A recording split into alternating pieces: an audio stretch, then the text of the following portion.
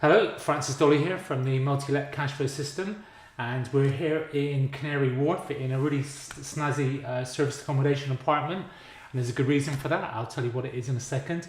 And I'm joined today on the couch by Jerome. How you doing, Jerome? Not too bad, Francis. And we've both got our cups of green tea. Never too far away from some green tea, Jerome. Yeah. So we're having a little chat about when we first met, but before we get into that, Jerome, what did you used to do before you got into property? What were you doing in a previous life? Yeah, so I worked in a call centre for 10 years, so I worked my way up. I started working on the phone just after leaving university back in 2006, I think it was.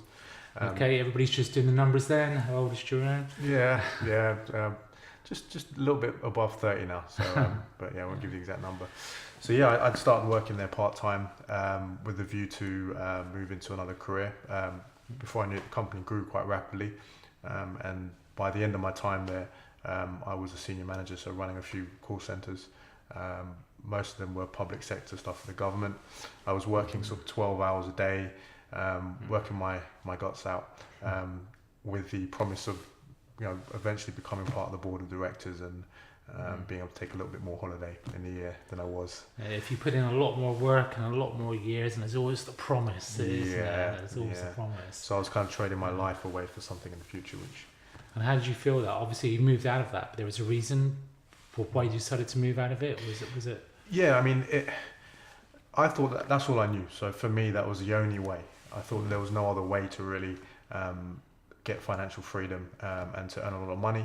I'd kind of been brainwashed, for want of a better word.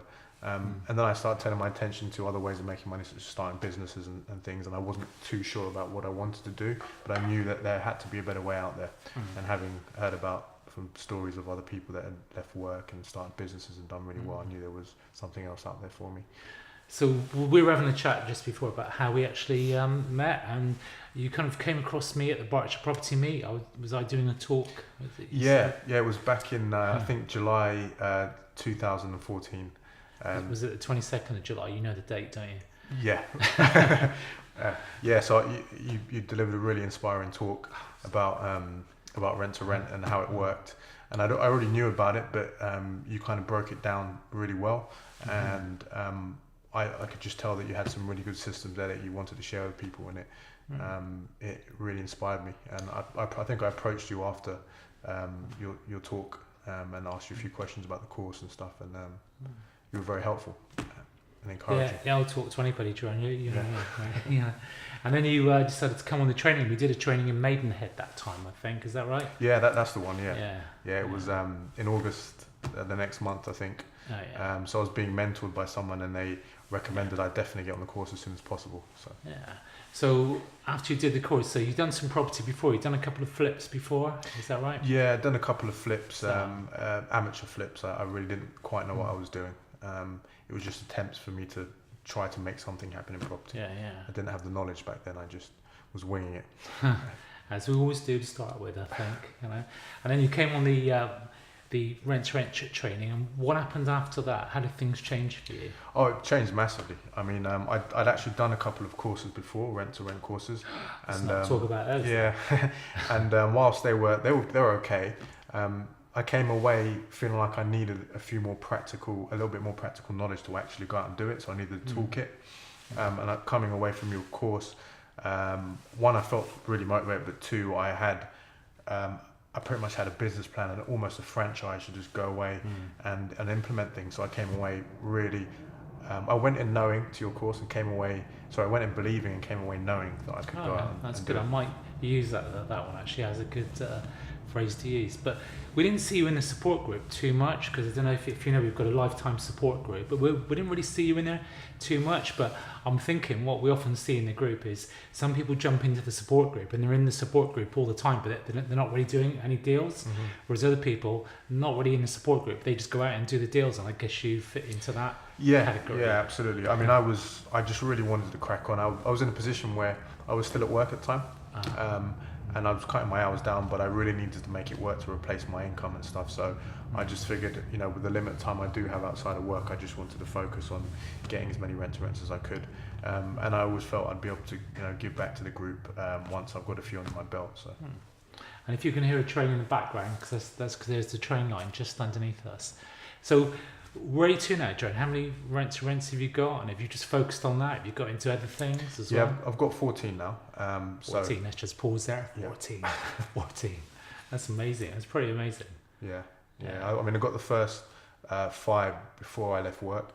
But then once you leave work, you can focus 100% of your time on it, and you're able then to take on stuff at a quicker rate, which I've done. And would you say when you got the first 5, was that enough to replace your income then, and that allowed you to leave work, or nearly? I was on a half decent salary by the time I left, but I bet they allowed me to leave work and sort of I'd have enough to live. It didn't quite replace my salary, but not too long after then I did. It didn't take many more after that before I was able to replace my salary.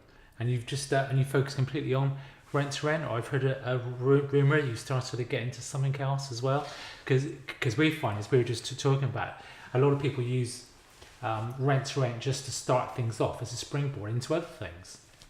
Yep, service accommodation. The buzzword. Everybody's getting into service accommodation, but I think you've got to be very careful with this. And this property you said it doesn't have a mortgage on this? Yeah, that's right. So there's no chances of me or us breaching the mortgage in any way.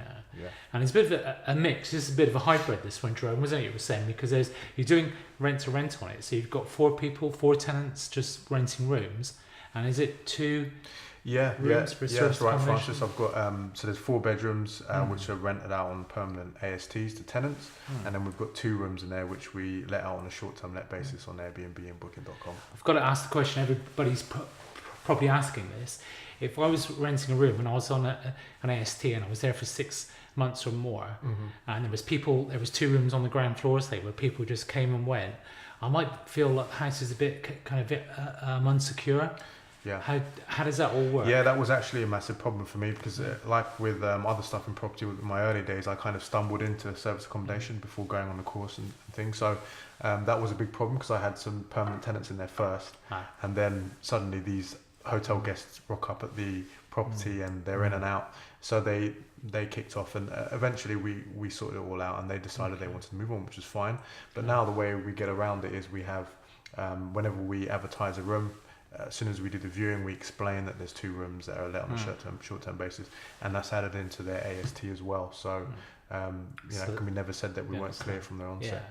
And I guess that if the tenants you get to go in the apartments, if they come from websites like Airbnb and Booking.com, then you check them out first to see their score to make sure they're good. Yeah, we do. We also carry out some other little basic checks, like we'll take their name, we'll stick it into Google to make sure they're not wanted. Big tip there. We don't want them to be wanted, so we have a look on Google and we just do some basic DD do on some them. research. So you seem pretty chill, Jerome, and relaxed. So what's life like for you now? In fact, ever since I've met you the first day, you seem chilled and relaxed. Yeah, even more chilled now. Things have changed a lot for me. You know, when I was working, I'm one of those people that stress doesn't always show on the surface, but I really wasn't enjoying my job. I was working a lot of hours and I didn't really have passion for what I was doing, and I never had the freedom. I mean, sometimes I enjoyed it, but if I wanted to, stop working, go in a different direction, when you're working for a company, there's a lot of bureaucracy involved and you financially just can't stop working. So now it's completely different. I work on my own terms. I've fully systemized my rent-to-rent business with the help of MLCS and the community and all the courses I've done. And effectively, if I don't want to work, I can put in maybe half an hour in the morning. I'm in that position. I do work a lot of hours because I choose to. I'm looking to grow the business, but things are completely different for me. Like I was able to go on a 3-week holiday in the summer, driving holiday, and I sort of open-ended. I came back when I wanted to.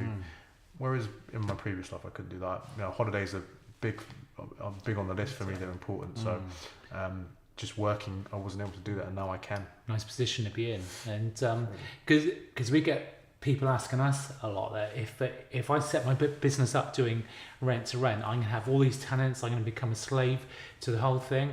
And I say to people, I go to my properties annually, because if you systemize things correctly, you don't have to get so caught up in it, but because we've got training courses that we sell, people don't always believe the things I say. But Yeah. you say, Jerome, that you can actually systemize yourself out of the business pretty much completely. Absolutely, and the manuals, If you choose the systems masterclass manual, the property manager manual, these things really helped me to see that, because I did go through a phase where I was running around doing almost everything in the business. Yeah, we all do that first, I think. Absolutely, but just doing things like getting key safes in, moving the rent date to the first of every month, and all the other tips there. I won't give away your whole book, but all these things, they've transformed the business. I was able to employ people, and now I'm a lot more relaxed and free is the key word. What are your plans for the future? Yeah, so I'm looking to, as you alluded to, I'm looking to diversify a little bit. So I've moved into serviced accommodation, or moving into serviced accommodation now, and also buying property. So the cash flow from rent to rent has enabled me to buy a few HMOs as well, houses. But I'm really looking to grow my rent to rent portfolio and to kickstart and grow the serviced accommodation side of things and continue to grow the cash flow. And most importantly for me as well is to be able to give back to people that were perhaps in the same position that I was in when I was working, or maybe a little further on down the line through the group and the community. Yeah, I think a lot of people get into rents, to use it as a springboard. And we find that a lot of people get to £5,000 or to 10 houses and then kind of stop it there. But it's interesting that you think you want to grow it some more. So you want to maybe diversify into a few other things, but you do still want to grow the rent-to-rent portfolio as well. Yeah, absolutely. Yeah. So I'm looking to continue to grow it. Yeah. It's worked for me up to now, and it's a fantastic business model. Doesn't need much capital. Which is a great thing. Absolutely. Yeah. So we had a little chat beforehand, and I asked Jerome questions. So I know what the answer to this is, and it's quite interesting actually. Is Jerome, I said, tell us something unusual about yourself.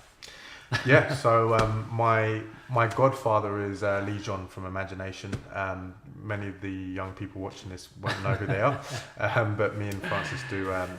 He was a pop star basically in the 80s, and So if you jump onto your computers when this interview's over and Google Imagination, you'll find probably that I think their big hit was Body Talk. Yeah. Did I do that fairly well? Very good. Yeah. And I do recall they dressed really well. See-through suits at one point, I think. So it was a little bit suspect. But they're big in America, you said, still now. Yeah, they're still doing really well in America and Europe. Yeah.